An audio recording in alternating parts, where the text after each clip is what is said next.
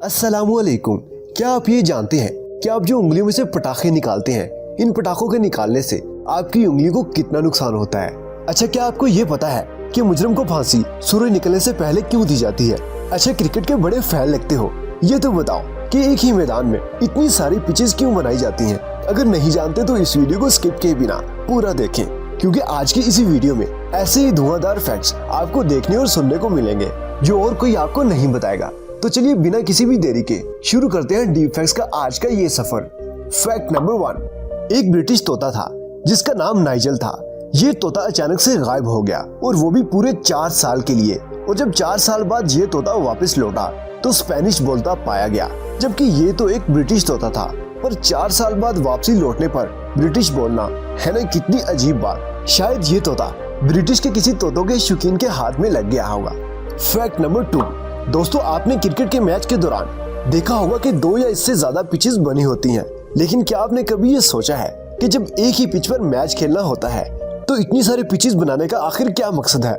वहीं दोस्तों, अगर आप ये सोच रहे हैं कि अगर मैच के दौरान कोई पिच खराब हो जाए तो शायद इनको बैकअप के तौर पर रखा जाता हो, तो आप गलत हैं। दरअसल इनमें से हर एक पिच को अलग अलग मैचों और अलग अलग इस्तेमाल के लिए बनाया जाता है। जैसे कि नेट प्रैक्टिस के लिए अलग पिच होती है, घरेलू क्रिकेट के लिए अलग और इंटरनेशनल मैचेस के लिए अलग अलग पिचेस का इस्तेमाल किया जाता है। और इसीलिए क्रिकेट के मैदान पर एक से ज्यादा पिचेस बनाई जाती हैं। मुझे उम्मीद है कि आपको आपका जवाब मिल गया होगा। फैक्ट नंबर 3, दोस्तों यूनिवर्सिटी ऑफ विस्कॉन्सिन में एक रिसर्च किया गया। इस रिसर्च से ये पता चला जो आपकी मम्मी की वॉइस है वो आपके लिए हक का काम करती है। जैसे कि किसी के साथ गले मिलने पर जो फीलिंग्स आपको महसूस होती है, वैसी ही फीलिंग्स आपको आपकी मम्मी की आवाज सुनने से मिलती है। इस एक्सपेरिमेंट में मम्मी के कॉल का जो साइंटिफिक इफेक्ट होता है बॉडी में, इसे मेजर किया गया था। तो बहुत ही पावरफुल स्ट्रेस को कम करने वाला हार्मोन बॉडी से निकला और पूरा बदन एकदम रिलैक्स हो गया। तो देखिए दोस्तों, मम्मी की वॉइस कितनी अच्छी चीज है, क्योंकि आप बचपन से जिस दिन से पैदा हुए हो तब से लेकर आज तक इसी वॉइस को सुन रहे हो, तो वो वॉइस आपके लिए बहुत स्पेशल बन जाती है। और जब ये वीडियो खत्म हो जाए तो अपनी मम्मी के पास जाकर बोलना कि मम्मी कुछ बोलो ना, कोई बात करो और ध्यान से सुनना। और इसी से रिलेटेड एक और फैक्ट है कि जो फिजिकल टच होता है वो आपको हेल्दियर बनाता है, जैसे कि गले मिलना या फिर किसी के हाथों को अपने हाथों में लेना। ये जो चीजें होती हैं इनको बॉडी एज ए पॉजिटिव लेती हैं और ये चीजें आपके इम्यून सिस्टम को भी बूस्ट करती हैं।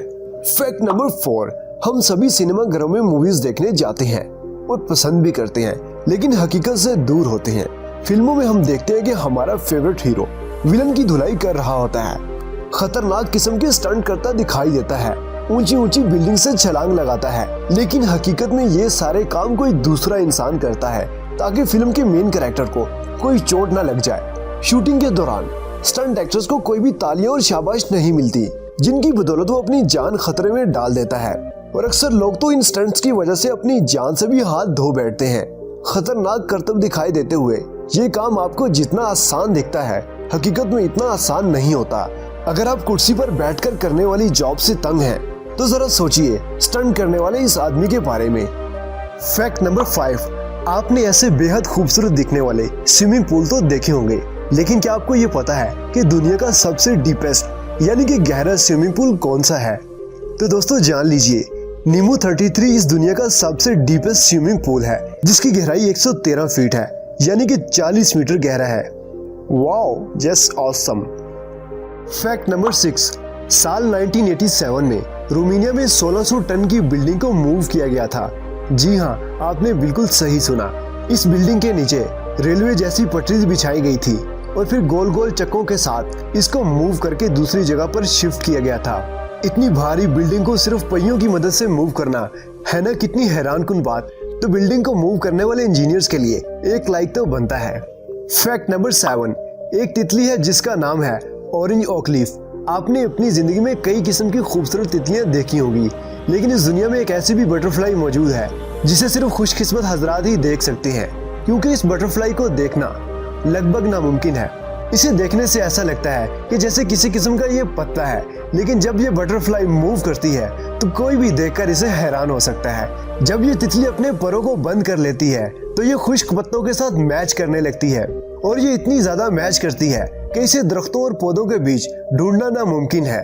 अगर आप इसको देखने की बेहद कोशिश करेंगे तो इसे देखने के लिए आपको जंगल के हर एक पत्ते को छूकर देखना होगा, जो कि जाहिर सी बात है कि नामुमकिन है। इसलिए ये बटरफ्लाई बहुत कम देखने को मिलती है। ये बटरफ्लाई पाकिस्तान, चाइना, भूटान और नेपाल जैसे ममालिक में भी पाई जाती है। इसका अंदर का हिस्सा इतना ज्यादा खूबसूरत है कि इसको देखकर किसी का भी दिल इसको पकड़ने के लिए बेकरार हो सकता है, लेकिन बाहर से देखने पर ये एक सूखे पत्ते की तरह लगती है। इसी वजह से दुनिया में बहुत कम लोग ऐसे हैं जिन्होंने रियल लाइफ में इसे देखा है। Fact number 8। दोस्तों, आपने देखा होगा कि ऑयल रिफाइनरी प्लांट में एक ऊंची चिमनी लगी होती है जिसमें हमेशा आग जलती रहती है। लेकिन दोस्तों, क्या आपने कभी ये सोचा है कि इस चिमनी को क्या कहते हैं और इसमें ये आग लगातार क्यों जलती रहती है? अगर नहीं जानते तो मैं आपको बता दूं, इस चिमनी को फ्लेयर कहते हैं और ये तेल और गैस रिफाइनरी प्लांट की हिफाजत का एक बेहद जरूरी हिस्सा है। दोस्तों, कच्चे तेल और गैस की रिफाइनरी में वैसे तो कुछ भी जाया नहीं होता और बाय प्रोडक्ट को रिसाइकल या रीयूज किया जाता है, लेकिन इसके बावजूद कुछ ऐसी भी गैसेस बच जाती हैं जिनका कोई इस्तेमाल नहीं होता। रिफाइनरीज में मौजूद इन फ्लेयर्स में इन्हीं एक्स्ट्रा हाइड्रोकार्बन गैसेस को जलाया जाता है और इस प्रोसीजर को फ्लेयरिंग कहते हैं। इन गैसों के जलने का अमल हमारे घरों में जलने वाली एलपीजी गैसेस के जैसा ही है। एलपीजी ही की तरह इन गैसेस के जलने पर कोई धुआं नहीं निकलता। नाज़रीन, फ्लेयरिंग के दौरान इन गैसेस को हवा और स्टीम में कंबाइन करके इस फ्लेयरिंग सिस्टम में जलाया जाता है, जो बदले में कार्बन डाइऑक्साइड और वाटर वाइपर्स बनाती हैं। हालांकि कम से कम गैस वेस्ट हो और जलानी पड़े, इसीलिए फ्लेयर सिस्टम का जितना कम हो सके उतना इस्तेमाल किया जाता है। लेकिन फिर भी प्लांट के स्टार्ट होने पर या शट डाउन के दौरान फ्लेयर सिस्टम का इस्तेमाल होता ही है। Fact number 9। अक्सर हम लोग हाथों की उंगलियों को फोल्ड करके पटाखे निकालते हैं जिसमें से कुछ कड़कड़ जैसी आवाजें आती हैं और ये अमल करके हमें बहुत मजा आता है। तो इसी के मुतालिक हमारे बड़े लोग अक्सर हमसे यही कहते हैं कि ऐसा मत किया करो, ऐसा करने से हाथ की उंगलियां खराब हो जाती हैं, या फिर उंगलियों के ये जो जोड़ होते हैं ये मोटे हो जाते हैं, या फिर आर्थराइटिस हो जाता है। पर साइंस ये कहती है कि ये बिल्कुल मिथ है।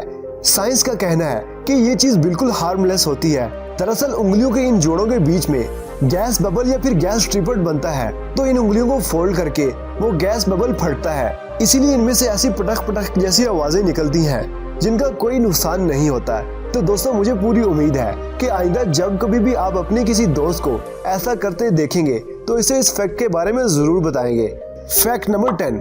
ऑस्ट्रेलिया में एक क्रिमिनल थे जिनका नाम जोजो जॉन था। इस आदमी को जेल में इतनी बार कैद किया कि वहाँ की पुलिस इससे तंग आ गई थी, क्योंकि ये शख्स हर बार जेल से भाग जाता था। फिर तंग आकर वहाँ के एक गवर्नर ने इसके लिए एक स्पेशल कमरा तैयार किया और वहाँ का गवर्नर इस जेल को लेकर इतना ज्यादा कॉन्फिडेंट था कि उसने इस कैदी को कहा कि अगर इस बार तुम जेल से भाग निकले तो मैं तुम्हें माफ कर दूंगा और हमेशा के लिए आजादी दे दूंगा। तो फिर जरा गेस कीजिए कि क्या हुआ होगा। जी हाँ, बिल्कुल सही, जोसेफ जॉन इस जेल से भी भाग निकला और आज अपनी आजादी के कहीं ना कहीं मजे ले रहा होगा। Fact number 11। क्या आपने कभी ये सोचा है कि फांसी दिन या रात के पहर की बजाय सुबह सवेरे ही क्यों दी जाती है? तो मैं आपको बता दूं कि फांसी सुबह सवेरे इसलिए दी जाती है कि फांसी पर अमल दरामद करना जेल वालों के लिए इस दिन का सबसे अहम काम होता है। वो सुबह सवेरे ही इस काम को इसलिए अंजाम देते हैं कि फांसी की वजह से जेल के दीगर रोजमर्रा मामलात मुतासिर न हो। फांसी देने के बाद वहाँ मेडिकल एग्जामिनर मुजरिम की मौत की तस्दीक करता है और फिर लाश फौरन वर्षा के हवाले कर दी जाती है। मुजरिम को सुबह के वक्त फांसी देने का एक इखलाकी जवाज ये है कि मुजरिम को दिन भर फांसी के इंतजार की अजियत से ना गुजरना पड़े, वरना इसकी ज़हनी हालत पर इस टेंशन की वजह से बुरा असर हो सकता है। इसीलिए मुजरिम को रात के वक्त आराम करने दिया जाता है और फांसी के वक्त से चंद घंटे पहले इसको उठाकर गुस्ल करवाया जाता है, जिसके बाद वो चाहे तो अपनी इबादत कर सकता है और फिर इसे फांसी के घाट पर ले जाया जाता है और फांसी दी जाती है। इसकी एक और वजह यह भी है कि सुबह के वक्त इंसान के आज़ाद तरोताज़ा होते हैं, जिससे फांसी के वक्त तकलीफ कम होती है। इसलिए फांसी देने के लिए सुबह के वक्त को ही तरजीह दी जाती है। फांसी सुबह सवेरे देने की एक वजह और ये भी है कि फांसी दिए जाने की खबर का असर माशरे पर मनफी अंदाज में पड़ता है।